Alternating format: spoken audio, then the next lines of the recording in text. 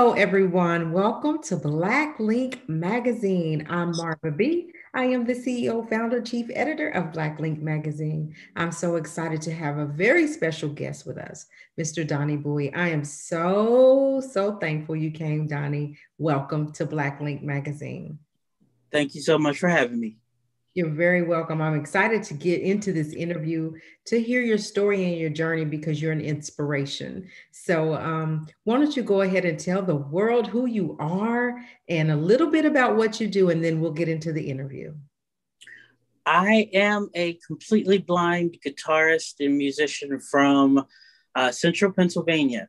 I lost my vision at 3 months and 7 years old. I lost one eye at 3 months. And then my mother had the option to take the other eye, and she said that she wanted to give me a chance to see.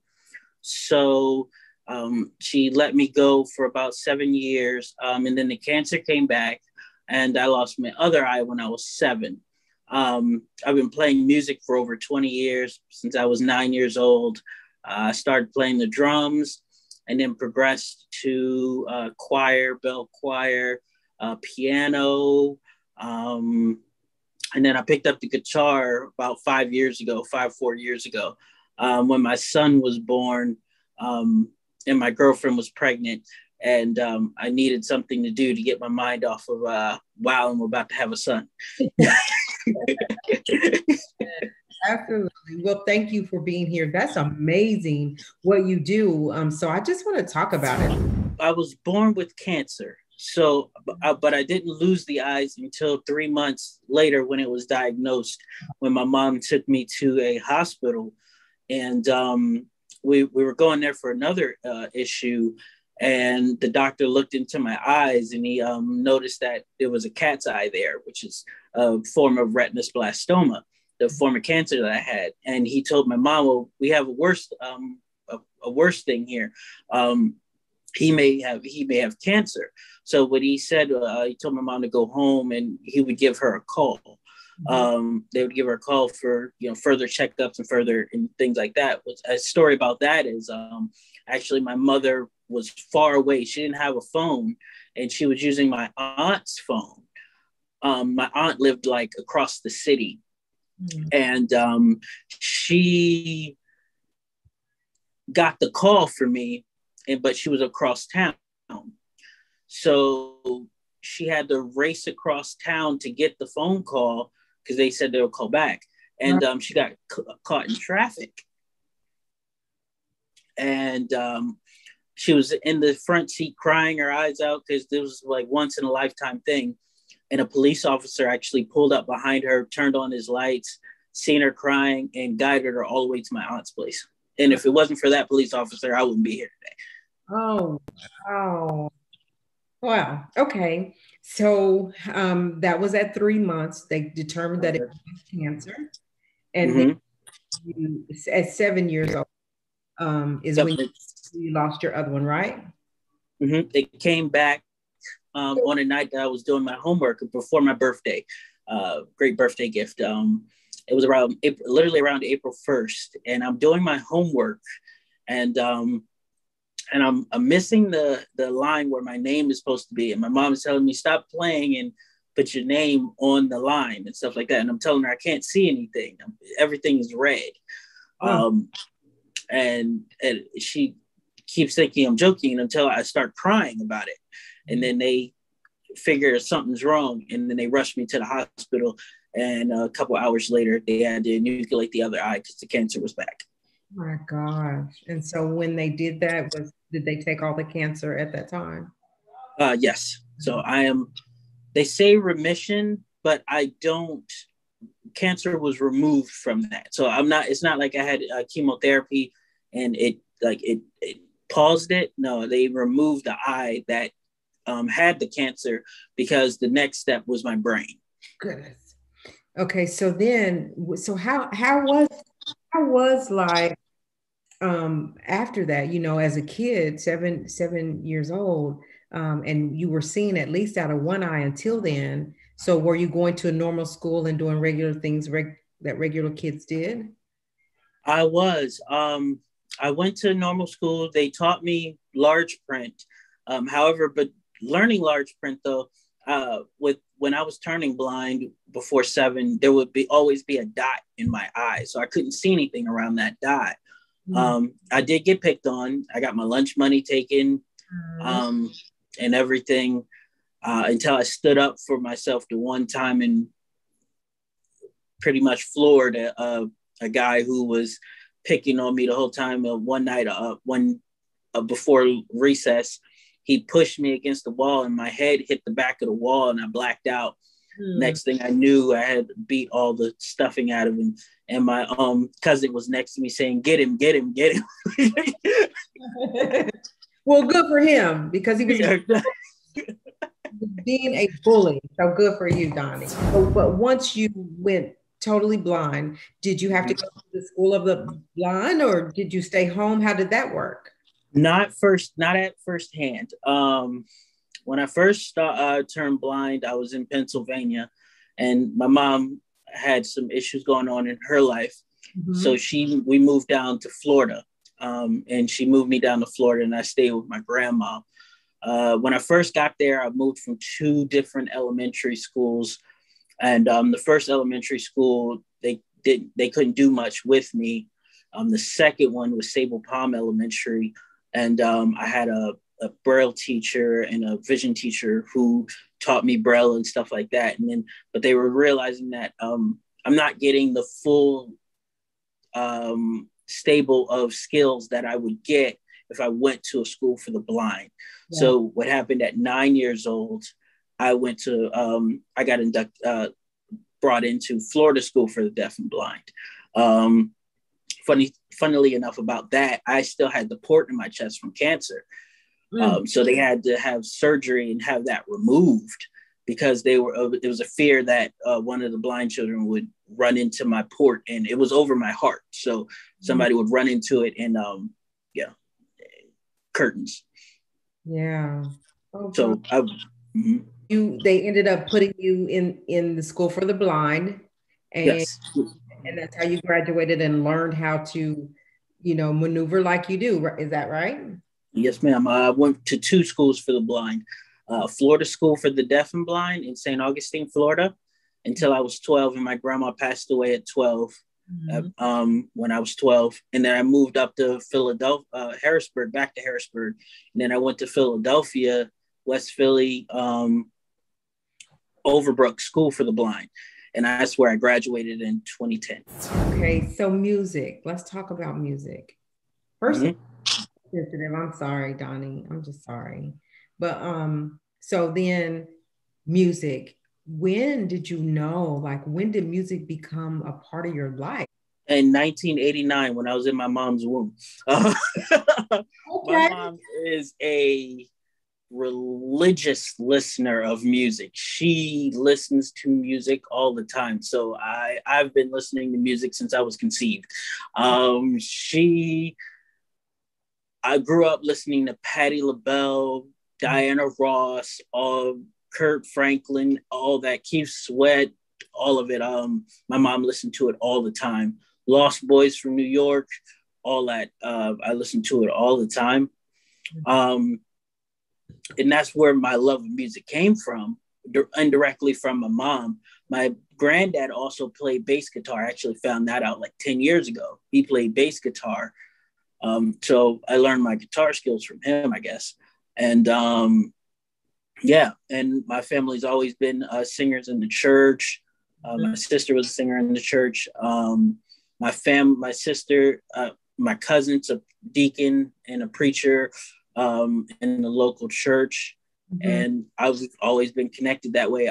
When I was 8 or 9 years old, I used to be, I was with my uncles, and they had a little rap group called the Sunshine Boys down in Florida, because it's the Sunshine State. So we were the Sunshine Boys, and we would do little rap videos and rap songs. My uncle would make a beat, and we would go in there. And on the weekends when I was home from the private school at Florida School for Deaf and Blind, we would make little songs and stuff like that.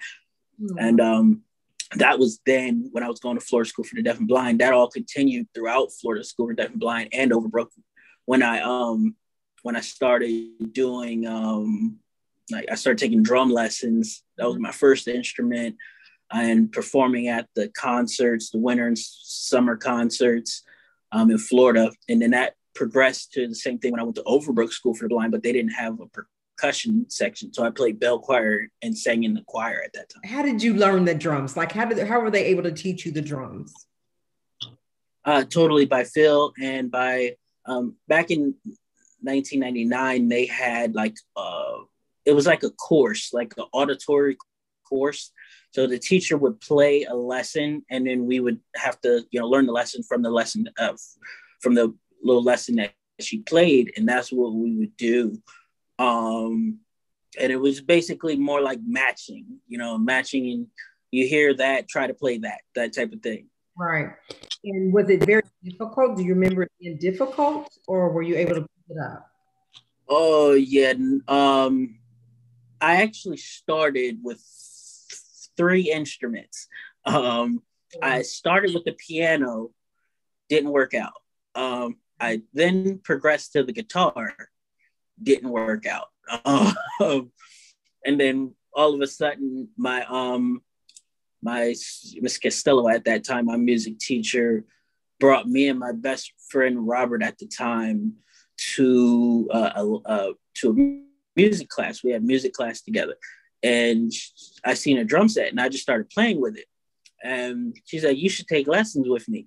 So she invited me to lessons after school. At that point, it was they had 2 rooms back then. They had the music room with the piano and then a bunch of chairs, and then they had the band room. So I was just walking around the band room, and I was just picking up stuff. They had literally they had a xylophone here, they had a drum set back here, guitars over here, and I was just walking around, and I just picked up some sticks on the drums and started playing. Okay. It's just interesting to me. That's all. I'm sorry. I don't. Hey, no. Listen, I understand. I'm an open book. Ask me anything you want. Yeah, you take it really well in Clubhouse. So I'm like, okay. I picked up the guitar when my son was born. So that was nearly 18 years later. Wow, After okay. I had played. So I started the drums, but I couldn't play the drums because, poverty, and I couldn't buy a drum set for myself. My family kept moving around and stuff, so I couldn't buy a drum. So I had to do other things. So anytime I got the chance to play the drums, I definitely did. But that's like my natural instrument, rhythm.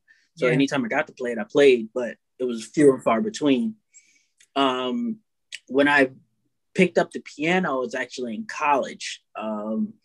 I went to a school I went to Harrisburg Area Community College, and there were piano rooms and stuff like that. And I got bored one day, and I just went in there and I just started playing the piano. You know what I mean? And that's how I did from that perspective. There was also like 2 pianos in Overbrook School for the Blind, but I wasn't like a perfect piano player. I have friends who are like Mozart on piano and stuff like that, and I didn't want to, I wasn't them. So I would play around on it at times, but I would play around on it, but I wouldn't really doing much until I hit college and I started taking lessons and started playing piano. What are you doing with music today? I am now in a Christian band. I play for Journey Church, Journey Worship Christian band, and I play rhythm guitar for them. I want to turn the page to family, because I got a picture of you, and I see a woman and I see a baby. So let's talk about your family if you want, if that's okay. Oh, I'm here for it. Okay. I can talk all night. All right, let's talk about family, because you're totally fine. How was it dating? Like, how did you meet your girlfriend? How did that work? I actually met her online through Facebook, through mutual friends. And that was about 8 years ago or so. And she moved, like around 2015 or 2016, she moved up to Pennsylvania and sent me a message saying, I'm moving up to Pennsylvania, I'm moving up to the Harrisburg area, and I need somebody to talk to. So I went to talk to her. That was our first, I guess, technically date. We actually went back to she stayed with her sister, and we went back and watched Children of the Corn that night. That was a very terrifying experience. Donnie, how did you watch Children of the Corn? How did you do that? Well, the the movie was playing and we were just listening to it while they were watching it. So let's put it that way. But you can hear the vivid. So when you do that and you watch TV, do you just imagine, because you were able to see before, so do you just imagine, the characters or whatever at that point? I have a way of seeing things that is unique to me and a lot of individuals who have had vision. Yeah. I recreate worlds in Yeah. my head. Yeah. So everything before I was 7 years old, I bring into now and I formulate it in my head. And that's how I navigate. So if I move into a room, I'm looking at the room from a perspective of my view and colors of what the room looks like. Yeah. Okay. And shadows. Okay.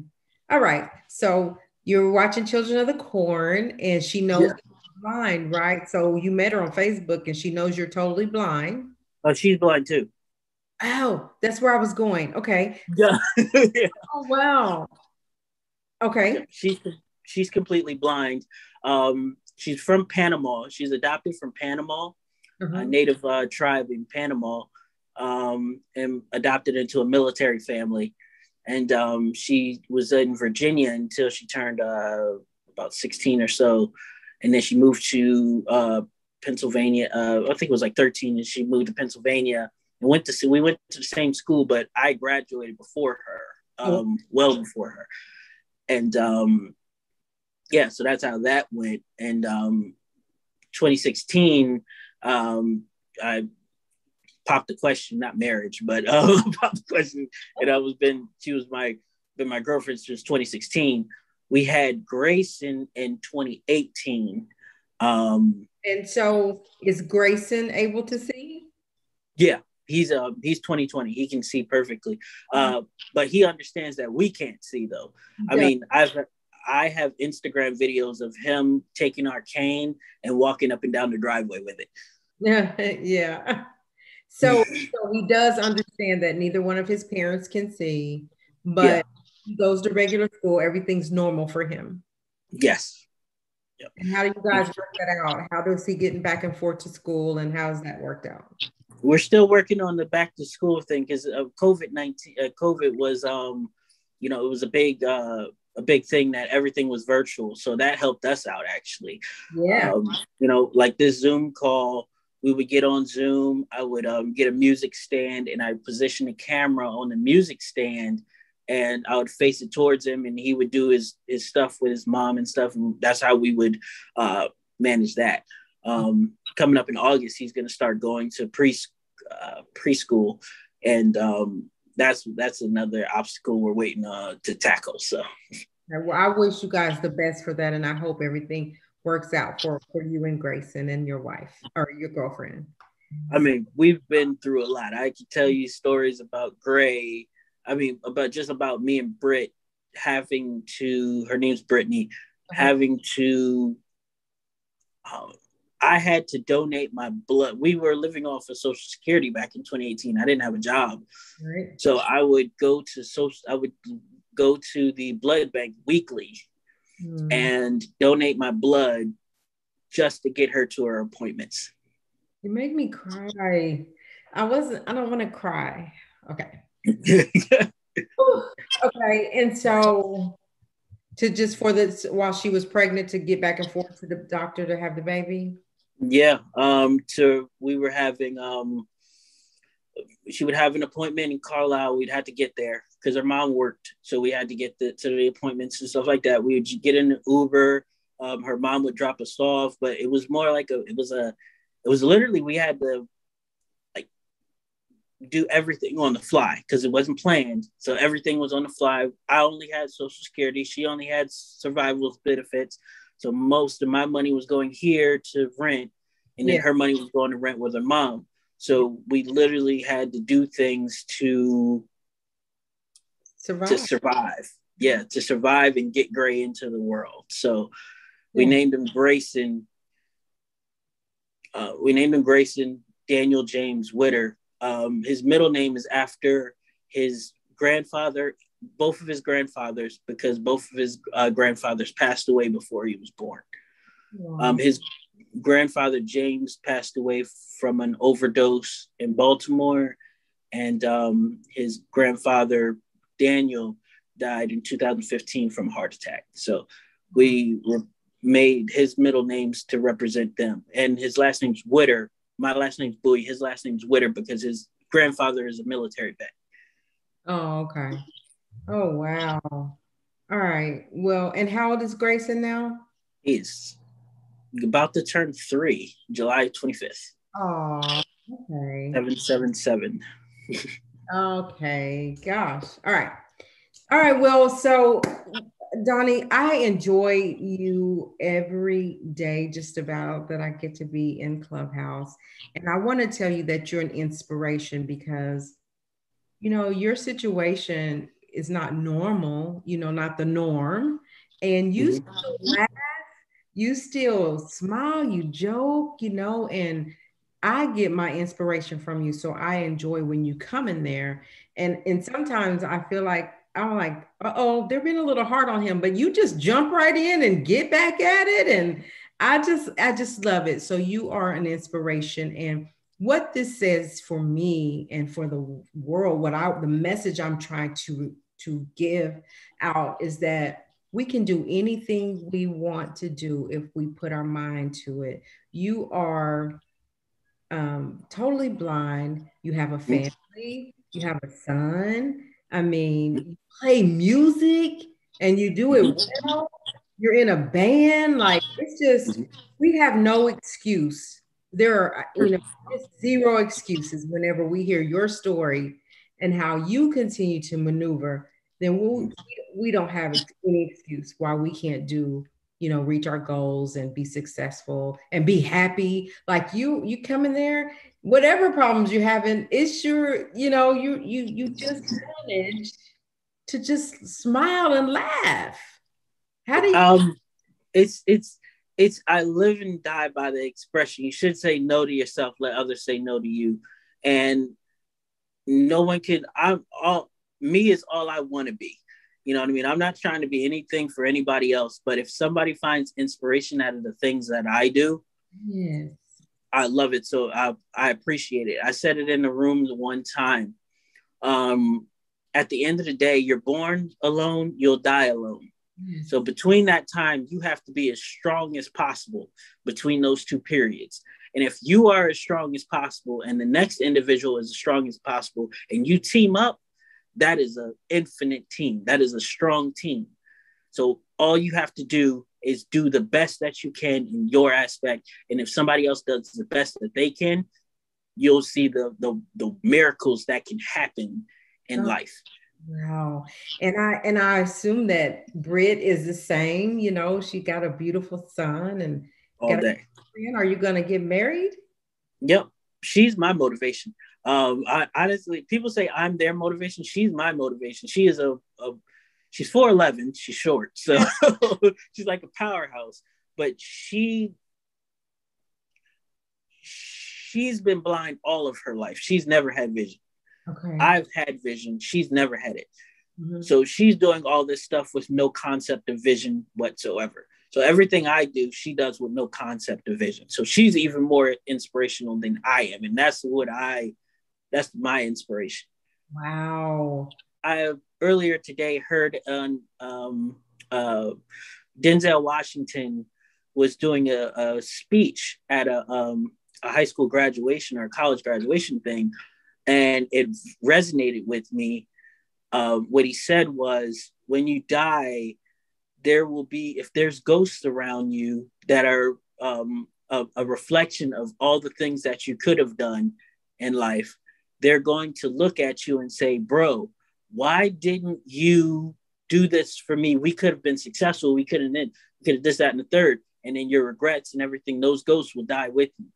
The best thing to do is try and try and try and try, because you will fail. And I've failed many times. Yeah. As a blind individual, as a Black individual, as a blind Black man in the world, I have failed many times. But if you can just get back up and keep trying, I am the poster child of being, through college, I was told no, that we couldn't make this accessible. We couldn't make this accessible. But I came back at it and I did it again, and I graduated with a psychology degree. Oh my gosh, Donnie, congratulations. I promise, you're right. You know what? Just be who you are. God created us individually. Exactly. And we are everything, we need to be everything he created us to be, whatever that looks like. I'm really fighting back tears. I promise I don't want to cry. I mean, I promise you, every day is a beautiful day. Every day is a new day. And as long as you look at for that you woke up that day, every day will be beautiful. Okay. I'm gonna have to edit this, but anyway. Okay. So just know. Give me a second. You can do it. All right. Just know that you have a strong family in Clubhouse, like that. You come in there every day, and while they joke around with you and give you HELL, right, all in love. It's all in love, and you just, like I said, jump right back in, and you give them HELL back too. Exactly. And so, kudos to you, and I wish you and your family the best in Little Grayson. And we're here for you. We rock with Donnie and his family to the core. Like, we're 10 toes down for you. So go ahead and tell the people where they can find you on Instagram, and we'll let them know so they can access you and maybe get some more interviews. I'm on Instagram, TikTok, all my music. I have Apple Music on Apple Music and Spotify. Everything, I make it easy for you. Donnie Buie, DONNIEBUIE. And that's literally where you can find me. Emails DONALBUIE1@gmail.com. Or you can just message me on Instagram and TikTok and stuff like that.